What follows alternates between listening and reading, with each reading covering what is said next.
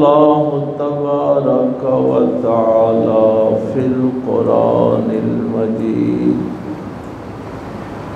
अऊज़ु बिल्लाहि मिनश शैतानिर रजीम। बिस्मिल्लाहिर रहमानिर रहीम।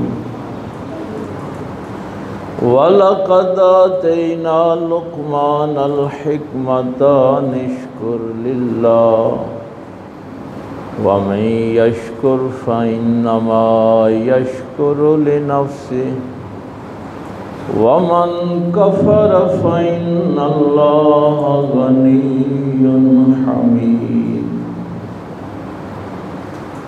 आमन्तु बिल्लाहि सदक़ल्लाहुल अज़ीम व सदक़ रसूलुहुन नबियुल उम्मियुल करीम व नहनु अला ज़ालिका मिनश शाहिदीन वश्शाकिरीन वल्हम्दुलिल्लाहि रब्बिल आलमीन। क़ाल अल्लाहु तबारक व तआला फ़ी शानि हबीबिही मुख़बिरन व आमिरा। इन्नल्लाहा व मलाइकतहु युसल्लूना अलन नबी या अय्युहल्लज़ीना आमनू सल्लू अलैहि व सल्लिमू तस्लीमा। अल्लाहुम्मा सल्लि अला सय्यिदिना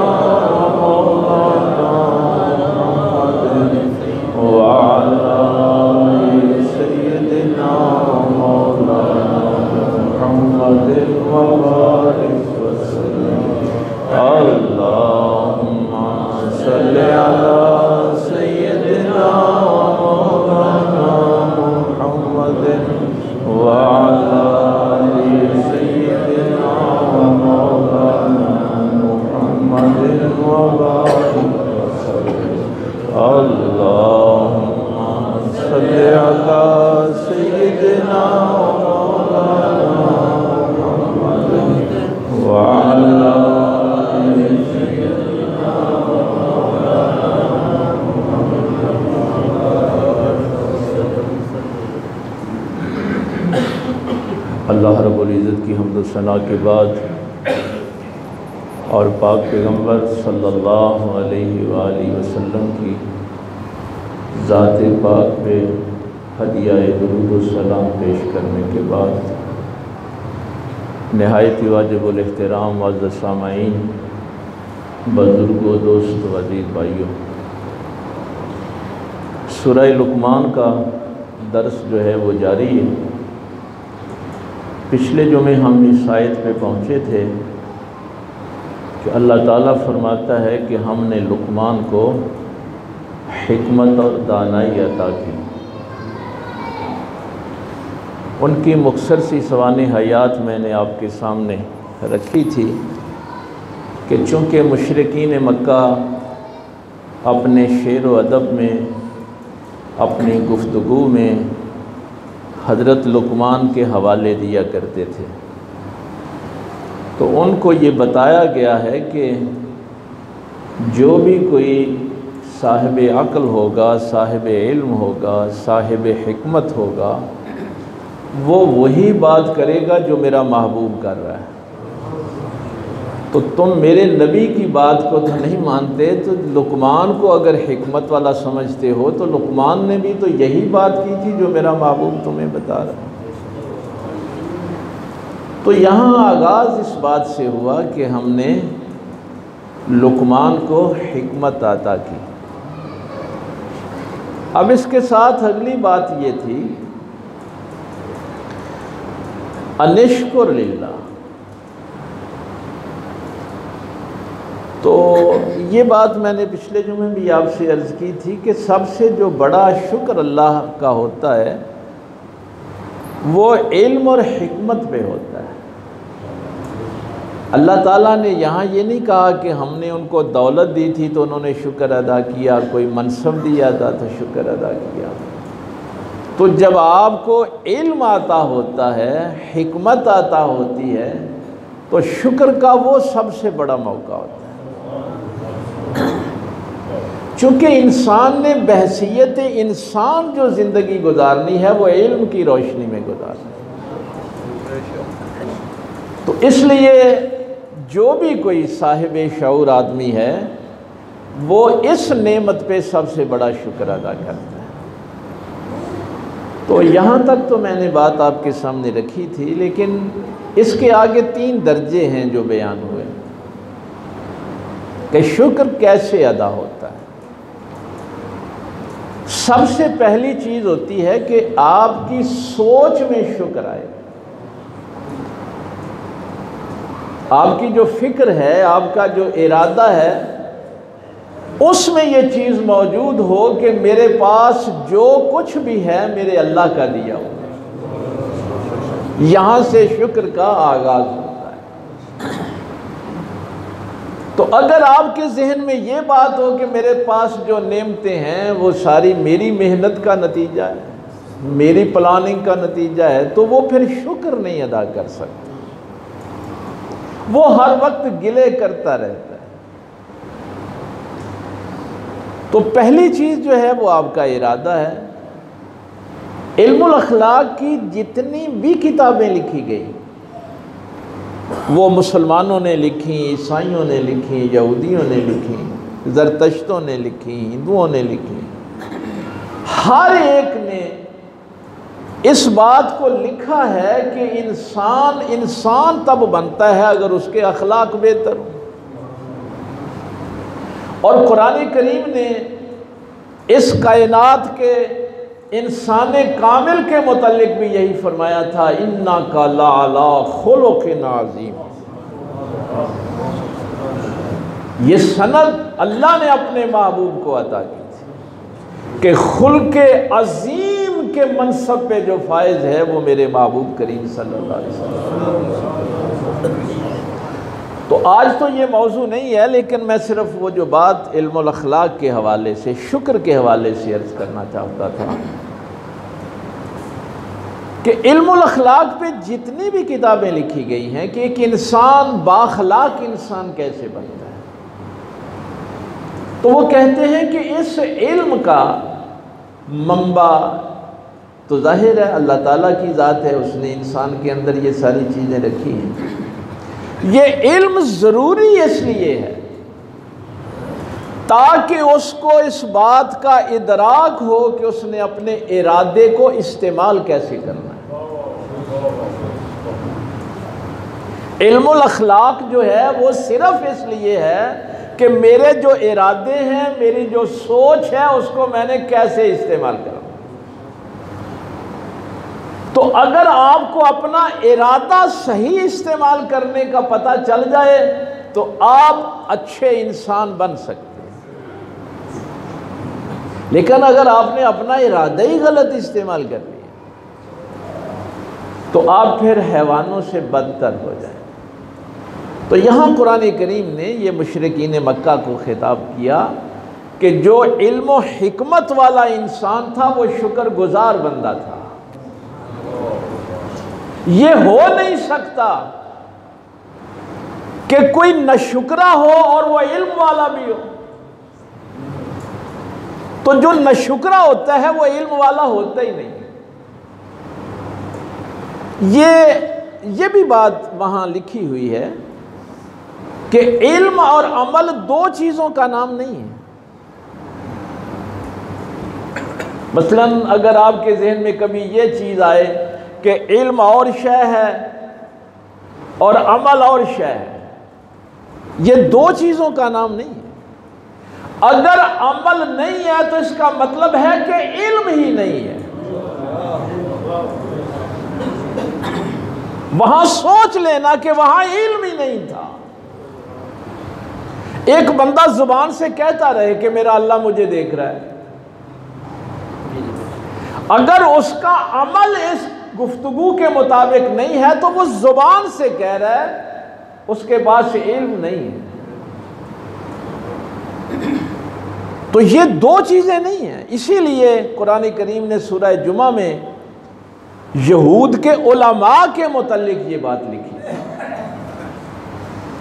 कि तुम समझते हो कि इनको तौरात पढ़नी आती है, तौरात के मसाइल से वाकिफ हैं, तो ये आलिम भी हैं।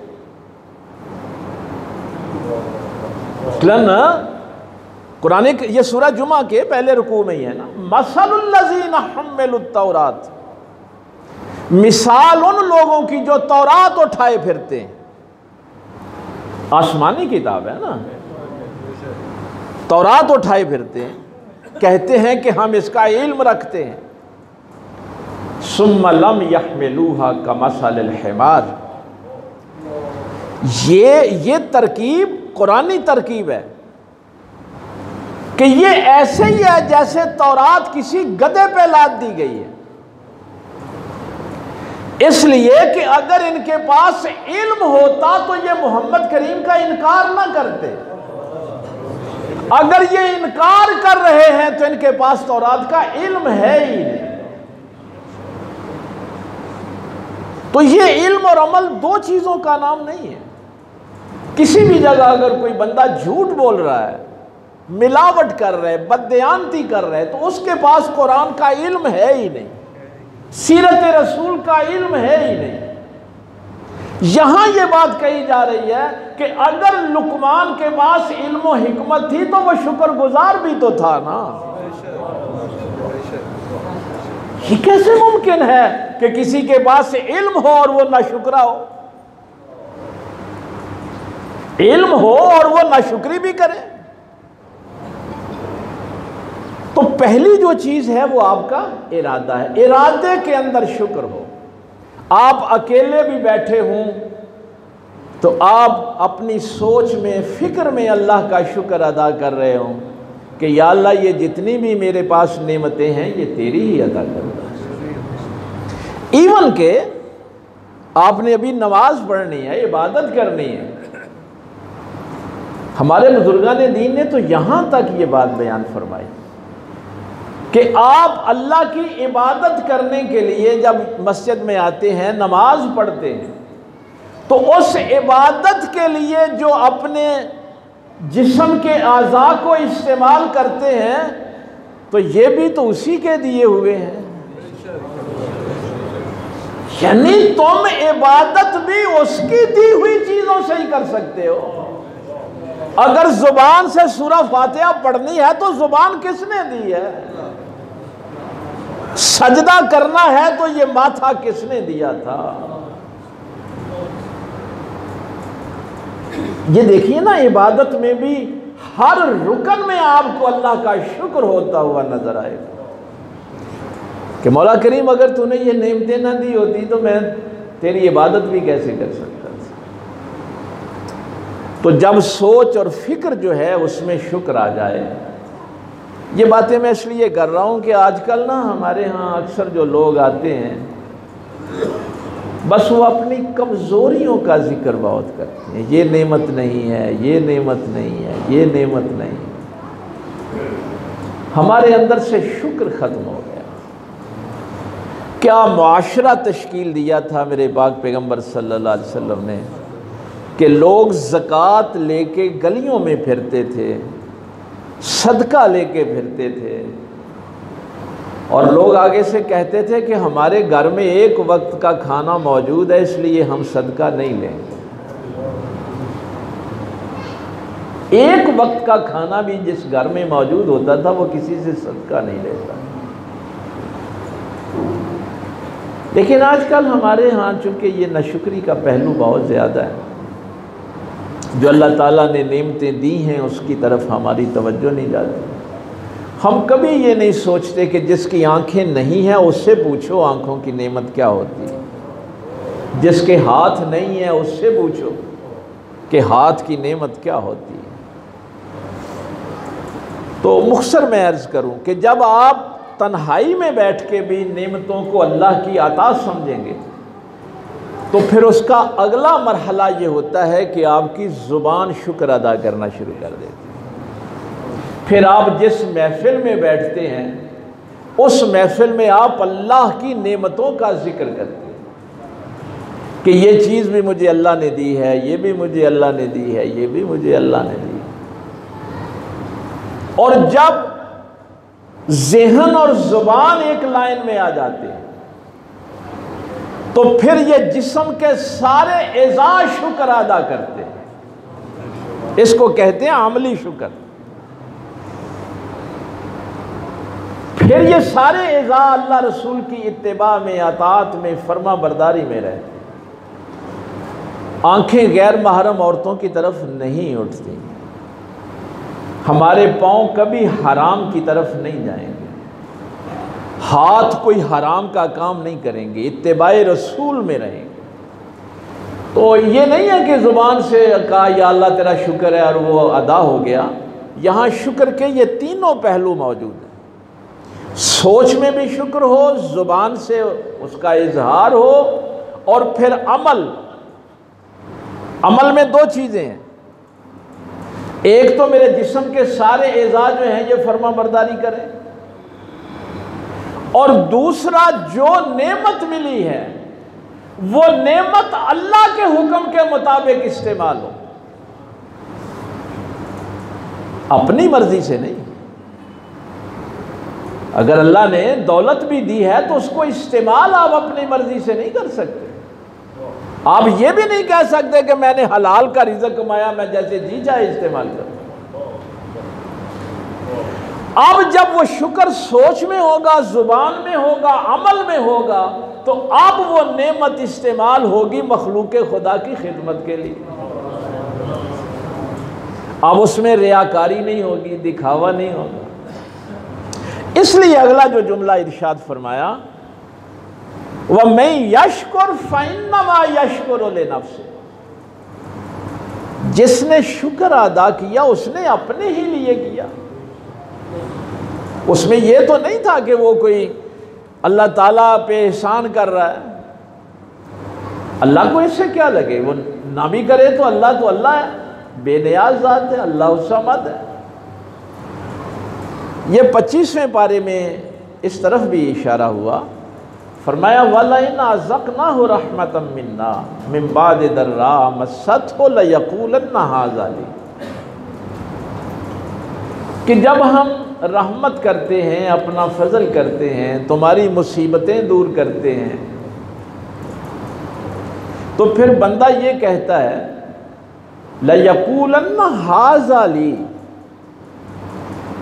ये जो मुझे जो कुछ मिला है ये मेरा हक था। यानी बंदे की ये ख्वाहिश होती है कि उसका नाम लिया जाए कि यार तूने बड़ा कमाल कर दिया, मकान बनाया है तो क्या बात है, तेरी प्लानिंग ही बड़ी ज़बरदस्त है, तूने मेहनत ही बड़ी की है। गाड़ी ली है तो लोग मेरी तारीफ करें, कोई मनसब मिला है तो लोग मेरी तारीफ करें। ये सारी नाशुक्री की बातें हैं। ये जो हमारा जी चाहता है ना कि हम जहां बैठे हमारी तारीफ हो, ये नाशुक्री है।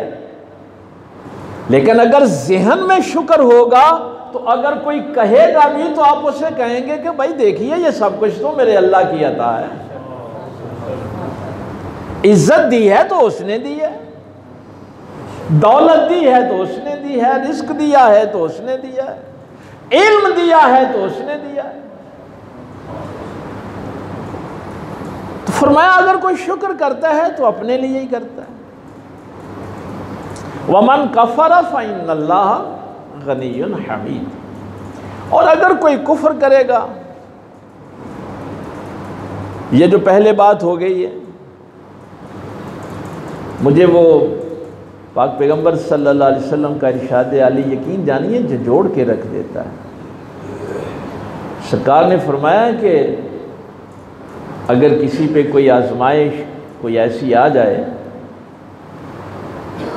तो अगर किसी ने किसी को अपना हाथ दिखाया कि मेरा हाथ देख कि मेरा मुकद्दर कैसा है,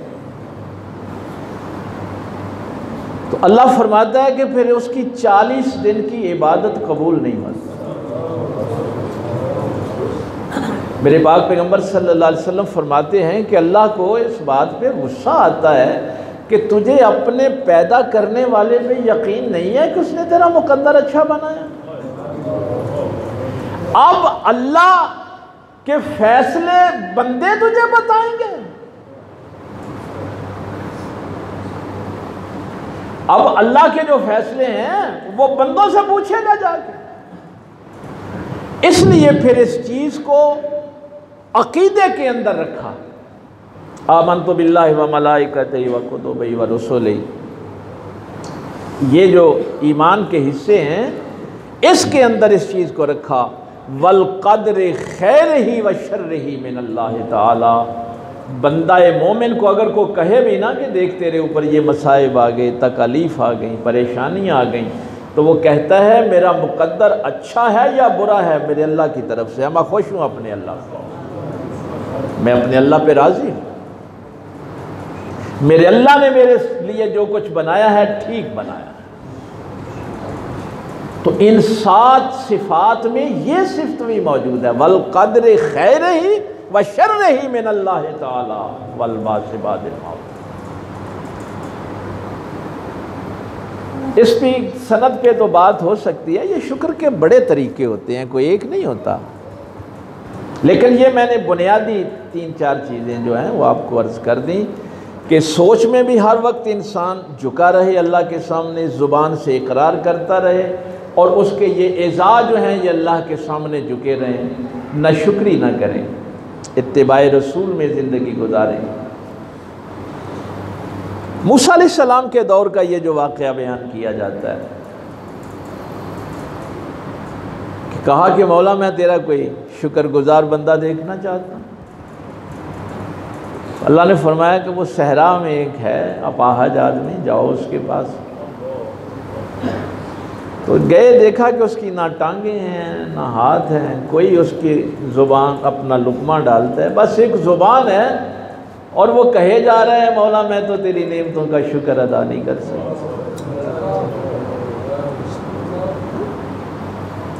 ज़ुबान से यही कहे जा रहे हैं। और अल्लाह के नबी पूछते हैं मूसा अलैहिस्सलाम के भाई तेरे पास क्या है जिसका शुक्र अदा कर।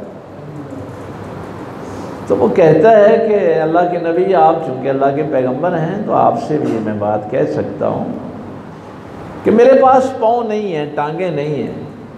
अगर मेरे पाँव होते तो हो सकता है मैं इन कदमों से चल के किसी शराब खाने की तरफ चला जाता। तो अल्लाह ने मुझे पाँव ना दे के कितना एहसान किया है कि मैं बुराइयों की तरफ तो चल के नहीं ना जाता। अल्लाह ने मुझे कितनी बुराइयों से बचा लिया। तो शुक्र के बड़े एंगल हैं, बड़े ज़ाविये। वो जो हज़रत शेख सादी रहमतुल्लाह ताला अलैह फरमाते हैं कि मेरे दिल में ऐसे गुमान आया कि देखिए मैं दीन का इल्म हासिल करने जा रहा हूँ और मेरे पाँव में जूते नहीं हैं, पाँव फट गए हैं, पत्थरों ने ज़ख्मी कर दिए। तो दिल में ये गिला आना शुरू हो गया कि मौला तेरे दीन की खातिर निकला हूँ और मेरी ये हालत हो गई। तो फरमाते हैं कि दमिश्क की जामिया मस्जिद से मैं जुमा पढ़ के बाहर निकला तो देखा कि एक शख्स के पाँव नहीं है। फिर मस्जिद में वापस गया, फिर सजदा शुक्र अदा किया, मौला तेरा शुक्र है मुझे पाँव तो अदा किए। हाँ, तो ये अल्लाह फरमाता है कि ये बातें हैं इल्म वालों की, हिकमत वालों की। साहिब शऊर इंसान जो हैं वो हर हालत में अल्लाह का शुक्र अदा करते हैं, तो अपने लिए करते हैं, अल्लाह उनको मज़ीद अता फरमाता है। वइज़ क़ाल लुक़मान लिब्निही व हुवा याइज़ुहु या बुनय्या ला तुश्रिक बिल्लाह। और जब लुक़मान ने अपने बेटे से कहा, नसीहत की, किया बेटा अल्लाह के साथ किसी को शरीक नहीं ठहरा, शिरक नहीं कर। देखिए मैंने पहले भी एक दफ़ा आपसे अर्ज़ किया था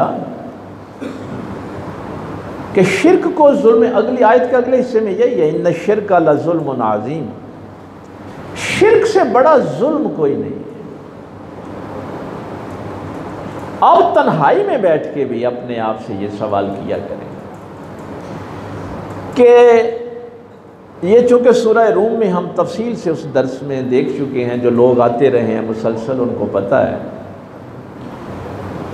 कि अपने ऊपर गौर करें कि मेरी जो तख्लीक हुई है, मुझे जो बनाया गया है, इसमें अल्लाह के अलावा किसी और का हिस्सा है। जब मेरी तख्लीक में किसी और का हिस्सा ही नहीं, तो मैं उस खालिक के बराबर किसी और को कैसे समझ सकता हूं? ये कैसे मुमकिन है? और एक बात मैंने जो आपसे अर्ज की थी कि कई दफ़ा जाहिर है मुख्तलिफ एंगल से लोग सोचते हैं, सवालात भी उठाते हैं। अगली आयत में ये वजाहत आ जाएगी और उसमें फिर हम तफसील से इंशाअल्लाह इस बात को देखेंगे कि शिर्क जुल्म अजीम इसलिए है कि आप अल्लाह की जगह किसी और को दे देते। इसमें भी 4 चीज़ें जो हैं वो हमारे यहाँ मौजूद हैं। आज सिर्फ उनके नाम सुन लें जहाँ से मैंने शुरू किया था। शिर्क पहले जहन में आएगा। अगर आपके जहन में ही शिर्क नहीं आता कि अल्लाह के बराबर कोई हो सकता है, ना ज़ात के ना सिफात के, वो जो मैं बात आपको अर्ज करने लगा आपको समझ आ जाएगा। जहन में ये आता है कि पैदा तो मुझे अल्लाह ने किया है, लेकिन इस तख्लीक में माँ बाप का भी तो हिस्सा है। यानी पैदा तो मुझे अल्लाह ने किया है, लेकिन मेरी तख्लीक में मेरे माँ बाप का भी तो हिस्सा है।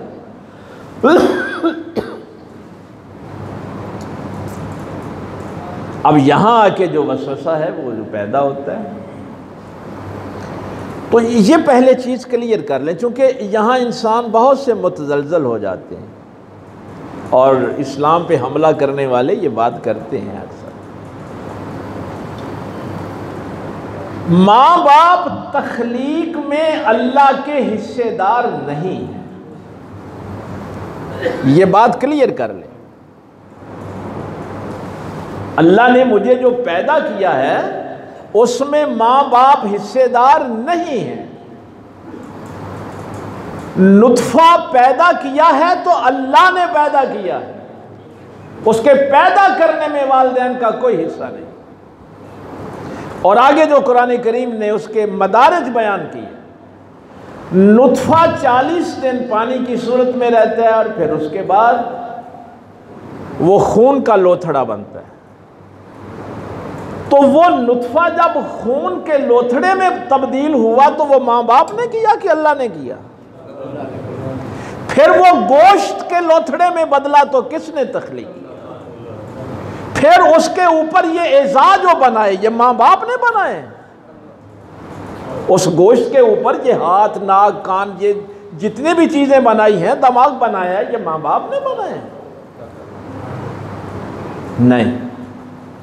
तो ये कुरान करीम ने एक बात वाज़ेह कर दी कि तख्लीक में माँ बाप हिस्सेदार नहीं है। बस ये अल्लाह ताला का एक कानून था कि तुम्हें इस दुनिया में लाने के लिए उनको वसीला बनाया है।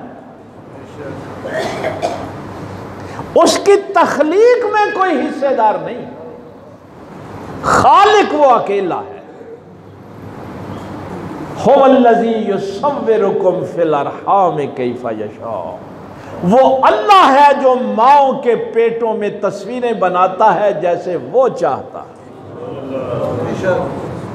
अगर तुम्हारे माँ बाप चाहते तो किसी के घर में कोई अंधा बच्चा पैदा हो सकता था, अपाहज पैदा हो सकता था। वो जिसे चाहता है बनाता है। इसलिए वसीले और शिर्क में फर्क किया करें, ये बड़ी जहालत है। माँ बाप वसीला हैं, खालिक बनने में वो हिस्सेदार नहीं है। बस ये उसकी शान है कि जिसको वसीला बनाता है फिर उसके एहतराम का हुक्म देता है। उसने माँ बाप को वसीला बनाया तो फिर उनके एहतराम का हुक्म भी दिया कि इनका एहतराम करो। तो शिर्क में चूंकि आप अल्लाह की सिफात के बराबर किसी को समझना शुरू कर देते हैं, और उसके लिए मैंने आपको अकीदा कई दफ़ा समझाया है कि अकीदा आपका बिल्कुल क्लियर होना चाहिए। इय्याका नअबुदु व इय्याका नस्तईन, हम तेरी ही इबादत करते हैं और तुझ ही से मदद चाहते हैं। अब मेरी तख्लीक में वसीला मेरे वालिदैन बने, सांस लेने के लिए वसीला हवा बने, खुराक के लिए वसीला जानवरों का दूध, गोश्त, पौधों की चीज़ें बने, ये सब चीज़ें वसीला है। मदद असल में अल्लाह ही की है, खालिक अल्लाह है, राज़िक अल्लाह है। अब मुसीबत फिर वही है ना कि जहां जहालत होती है वो वसीले को शिरक समझ लेते हैं। ओ भाई, वालदैन को अल्लाह ने कोई शिरक के लिए बनाया है कि तुम वालदैन को अल्लाह के सामने शरीक बना लो? तो वसीले अल्लाह ने, ज़राए अल्लाह ने बनाए हैं। मसलन हिदायत अल्लाह देता है, लेकिन हिदायत देने के लिए अल्लाह ने नबी भेजे। भाई हिदायत कौन देता है? अल्लाह देता है ना, लेकिन जरिया कौन है? नबी की जात है। वही अल्लाह भेजता है, लेकिन तुम्हारे ऊपर तो नहीं भेजता, नबी पे भेजता है। तो ये वसीला और शिर्क जो है ना, इसमें फ़र्क किया गया। आजकल वो उर्दू के एक दो रिसाले पढ़ लेते हैं ना, तो वो कहते हैं हर वसीले को शिर्क कहना शुरू कर देते हैं। वसीला शिर्क नहीं होता, वसीले के एहतराम का हुक्म है। अब कहाँ कहाँ होगा शिर्क? इरादे में होगा, अताअत में होगा, मोहब्बत में होगा। हाँ, ये पहलू है शिर्क के। देखिए, हमें वालिदैन से मोहब्बत है, औलाद से मोहब्बत है, अपने कारोबार से मोहब्बत है, लेकिन कहीं ये मोहब्बत अल्लाह से बड़ी तो नहीं हो गई? औलाद की मोहब्बत अल्लाह की मोहब्बत से आगे तो नहीं निकल गई? बीवी की मोहब्बत अल्लाह की मोहब्बत से आगे तो नहीं निकल गई?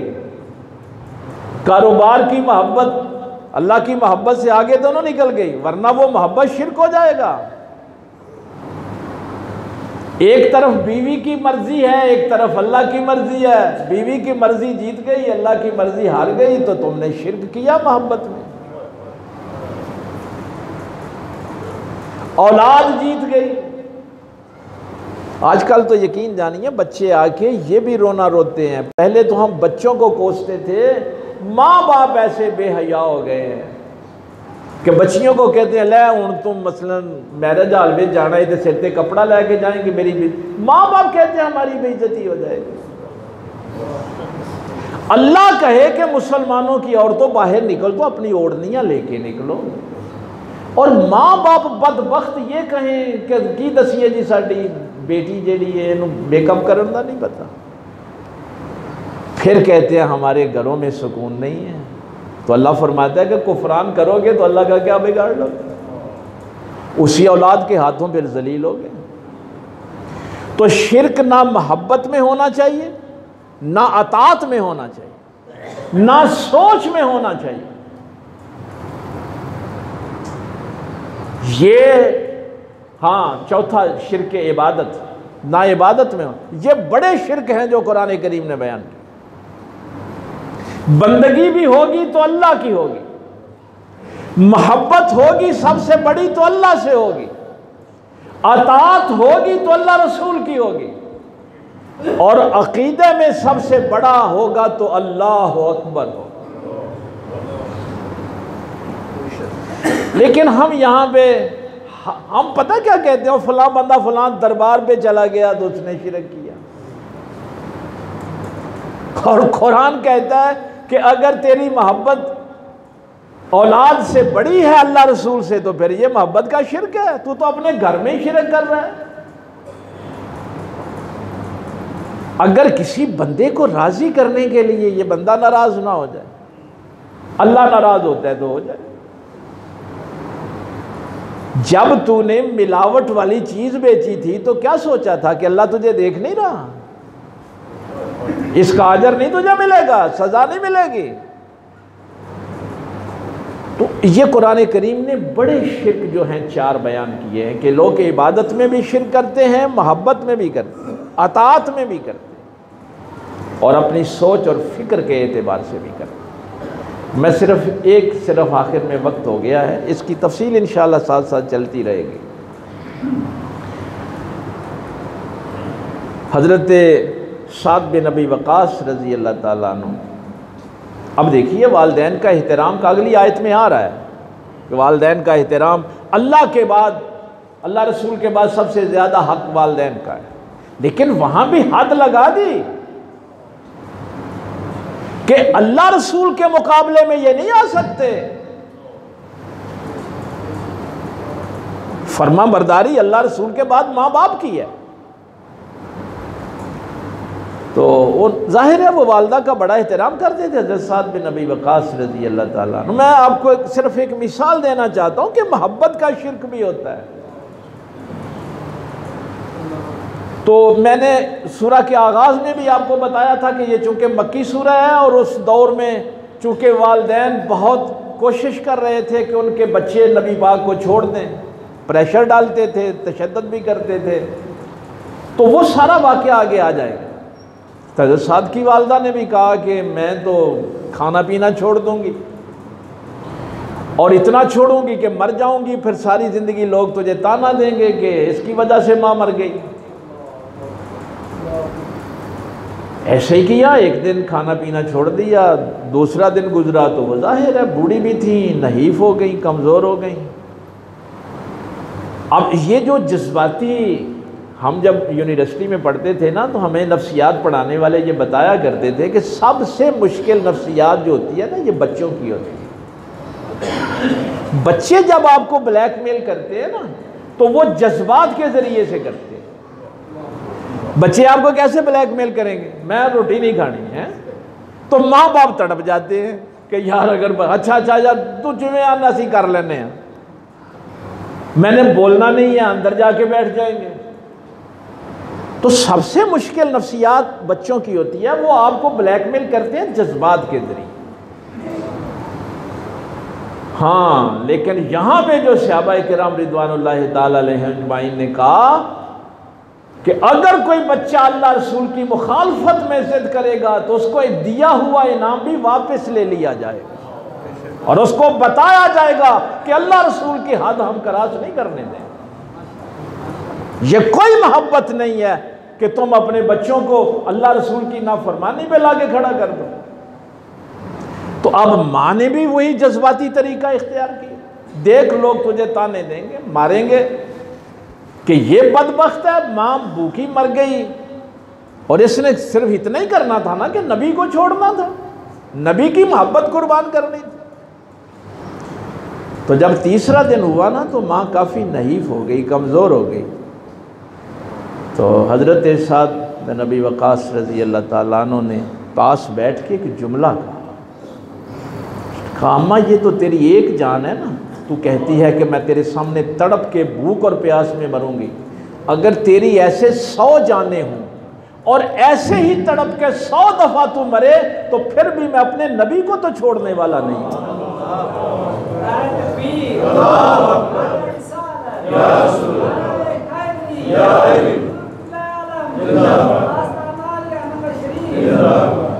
तो इस शिर्क में तो कोई भी नहीं आ सकता। मोहब्बत है तो फिर अल्लाह रसूल से बड़ी किसी और से मोहब्बत नहीं हो सकती। अताअत है तो अल्लाह रसूल की, और फिर ये मुकाम मिलता है, फिर ये मर्तबा मिलता है। आप हदीस की किताबें पढ़ें, सहाबाए किराम अक्सर कहा करते थे फ़िदा का उम्मी व अबी या रसूल अल्लाह। जब भी गुफ्तगू करते कहते या रसूल अल्लाह हमारे माँ बाप आप पे कुर्बान हो। ये तकिया कलाम होता था कि हम अपने माँ बाप का ही सबसे बड़ा हक है ना, लेकिन आप पे हमारे माँ बाप भी कुर्बान। ये वाहिद सहाबी है।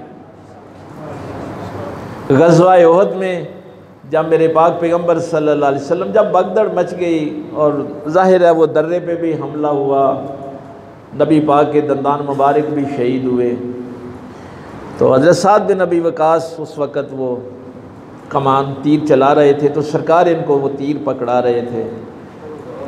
क्या मुक़द्दर है इस बंदे का, ये वाहिद सहाबी है। और उस वक़्त नबी पाक सल्लल्लाहु अलैहि वसल्लम साथ ये फरमा रहे थे, साद मेरे माँ बाप तेरे ऊपर कुर्बान। जिस साद ने अपनी माँ से कहा था, एक माँ, मैं तो 100 माएँ अपने नबी के कदमों पे कुर्बान कर दी। तो हम फंसे हुए हैं इस नाशुक्री में। असल तो कुरान कहता है कि इल्म वाला नाशुक्रा नहीं होता, हिकमत वाला नाशुक्रा नहीं होता। वो अपनी सोच में भी शुक्र, ज़ुबान से भी शुक्र, और फिर अपने एज़ा के साथ भी शुक्र अदा करता है। अल्लाह अमल की तौफीक दे। व आखिर दावाना।